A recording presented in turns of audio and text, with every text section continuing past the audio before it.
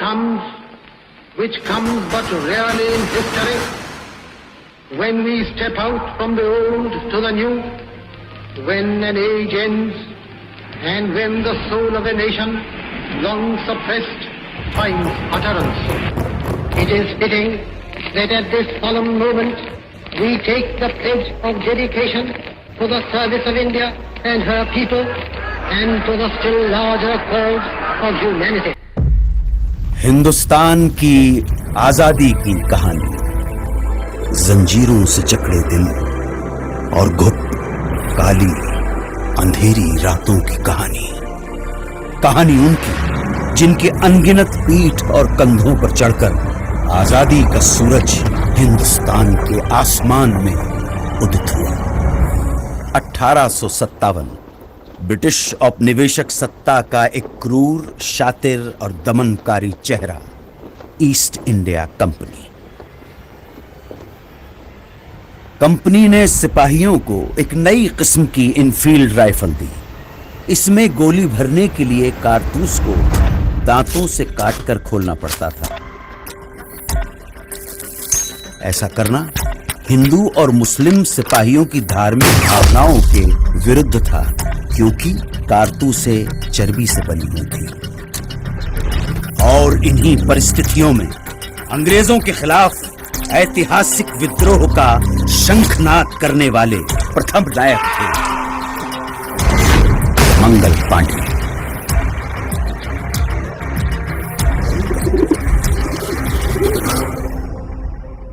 मंगल पांडे की शहादत बारूद के ढेर में पहली चिंगारी थी, और ये चिंगारी ऐसी भड़की कि देखते ही देखते बगावत की आग में पूरा देश दहकने लगा। वक्त आने पर बता देंगे तुझे आसमां, हम अभी से क्या बताए क्या हमारे दिल में है। तूफानों की टोली और नसों में इनकलाब, होश दुश्मन के उड़ा देंगे हमें रोको ना। दूर रह पाए जो हमसे तुम कहाँ मंजिल में है, सरफरोशी की तमन्ना अब हमारे।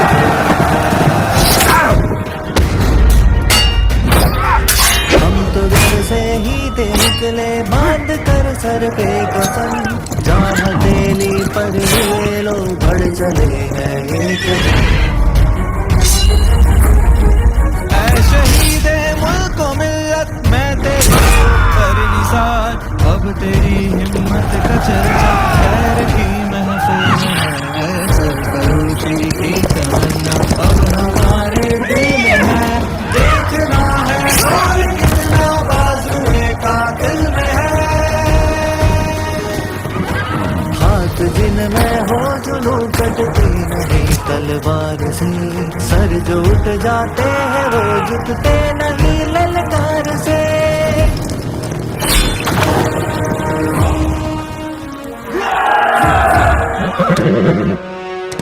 इनकी गाथा छोड़ चले हम झांसी के मैदानों में, जहाँ खड़ी है लक्ष्मी बाई मर्द बनी मर्दानों में। हर बोलो के मुंह हमने घूम लड़ी मर्दानी, वो तो झांसी वाली रानी थी। अंग्रेजों ने इस विद्रोह को निर्ममता से कुचल दिया। ब्रिटिश फौज द्वारा दिल्ली पर कब्जे के बाद आखिरी मुगल बादशाह बहादुर शाह जफर गिरफ्तार कर लिए गए। लाखों हिंदुस्तानियों को बर्बर तरीके से मौत के घाट उतार दिया गया। इसी के साथ स्वतंत्रता संग्राम के इतिहास में एक युग का अंत हो गया। वो खून कहो किस मतलब का जिसमें उबाल का नाम नहीं, वो खून कहो किस मतलब का आ सके देश के काम नहीं। लिए हथियार दुश्मन ताक में बैठा कर, और हम तैयार है सीना लिए अपना इधर। खून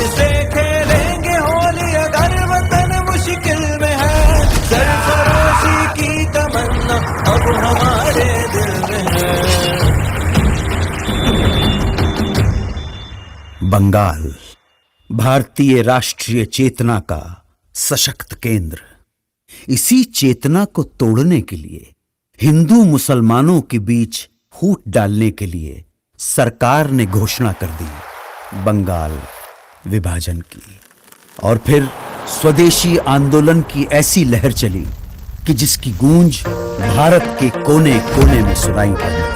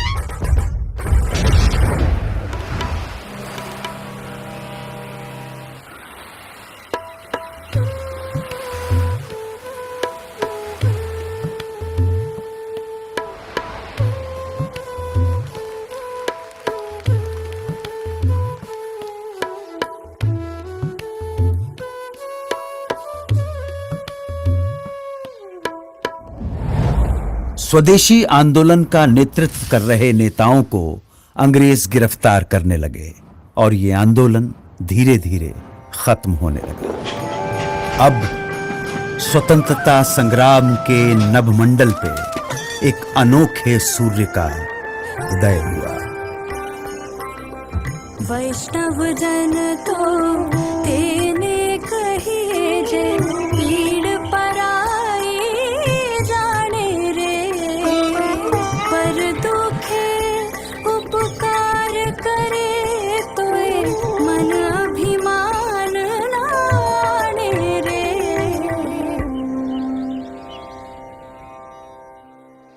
1919 की बैसाखी। इस दिन कुछ ऐसा हुआ जिससे पूरे देश की आत्मा सिहर उठी। खींच कर लाई है सबको कत्ल होने की उम्मीद, आशिकों का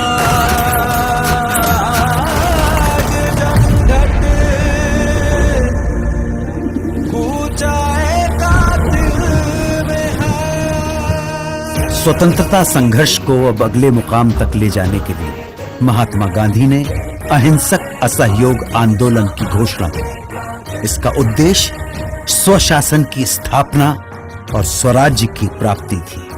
जनता ने इस घोषणा को हाथों हाथ लिया। लोगों ने सरकारी नौकरियों का, अंग्रेजी स्कूल कॉलेजों का, विदेशी कपड़ों और सामानों का बहिष्कार करना शुरू कर दिया और जनता स्वदेशी वस्तुओं का इस्तेमाल करने लगी। आंदोलन अपने उफान पर था। तभी गोरखपुर के चौरी चौरा में एक जुलूस के दौरान प्रदर्शनकारियों और पुलिस के बीच हिंसक मुठभेड़ हुई। इसमें 3 प्रदर्शनकारियों और 22 पुलिसकर्मियों की जानें चली गईं। हिंसा से आहत होकर गांधी जी ने असहयोग आंदोलन वापस ले लिया। इस फैसले से देश के एक बड़े हिस्से में मायूसी छा गई।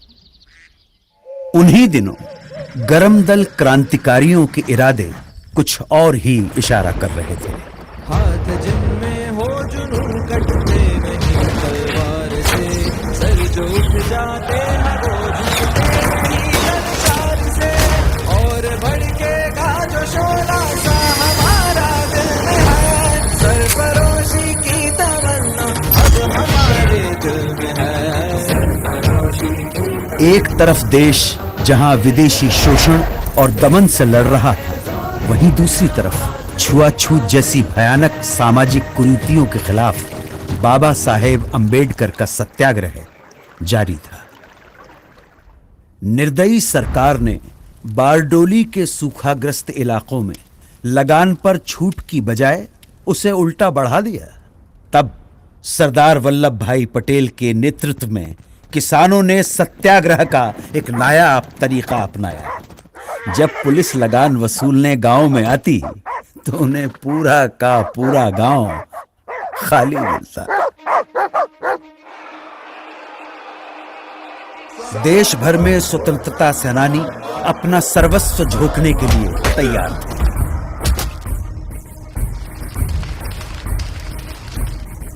आजादी की लड़ाई अपने चरम की ओर बढ़ रही थी।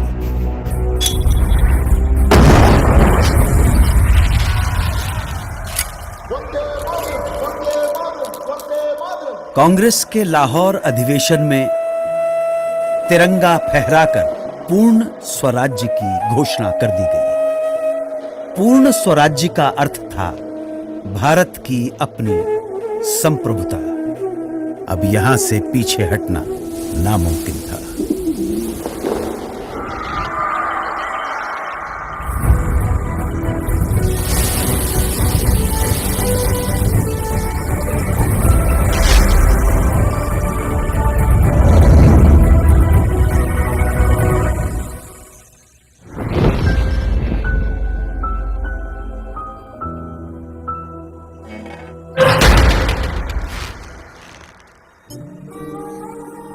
चौबीस दिन 240 मील की यात्रा, एक वृद्ध फकीर का हाथ में लाठी लिए दुनिया के सबसे शक्तिशाली साम्राज्य को चुनौती देने के लिए निकल पड़ा। इस अद्भुत दृश्य में कुछ ऐसा जादू था कि देश भर में लोगों का मन आंदोलित हो उठा। बेरहम ब्रिटिश सरकार नमक जैसी बुनियादी चीज के उत्पादन और व्यापार पर रोक लगा चुकी थी और ब्रिटेन से आने वाला नमक भी भारी टैक्स लगाकर बेचा जाता था।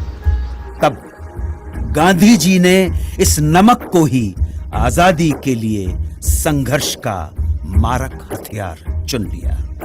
दांडी तट पर गांधी जी ने मुट्ठी भर नमक उठाकर ऐलान किया कि इस कदम से ब्रिटिश साम्राज्य की नींव हिलाई जा रही है।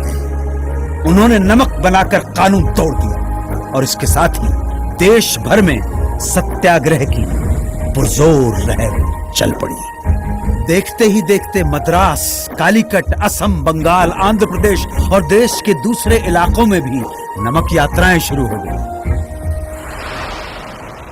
खुदाई खिदमतकार अब्दुल गफ्फार खान के नेतृत्व में 50,000 अमन सुकून के साथ सत्याग्रहियों का समूह। किस्सा ख्वानी बाजार में पुलिस ने इस समूह पर खुलेआम गोली चला दी। जब आगे खड़े लोग छलनी होकर गिर पड़े, तब पीछे खड़े सत्याग्रही आगे आते गए और सीना तानकर गोलियां खाते गए। अहिंसा के इरादों पर अटल उन्होंने पुलिस पर पलटकर वार नहीं किया।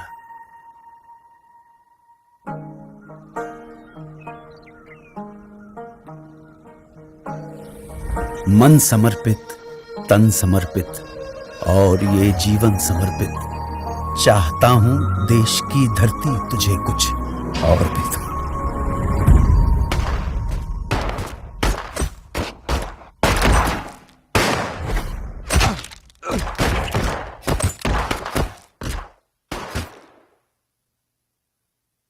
इस रंग में रंग के शिवा ने माँ का बंधन खोला, यही रंग भी हल्दी घाटी में था प्रताप ने घोला।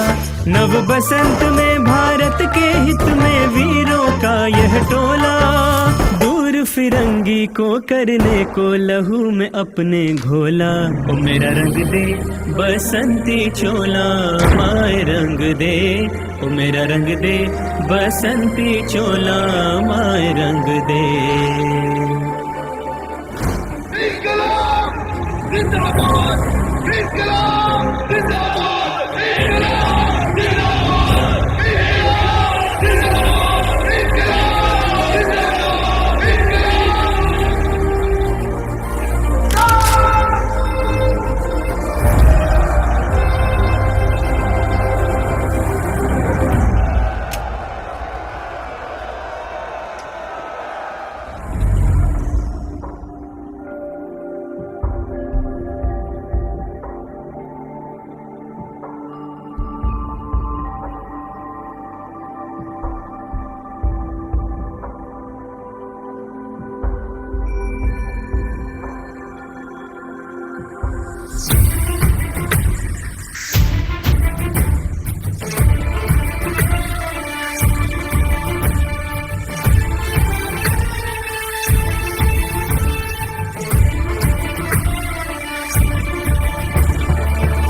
अब आजादी की लड़ाई को अंजाम तक पहुंचाने के लिए महात्मा गांधी ने भारत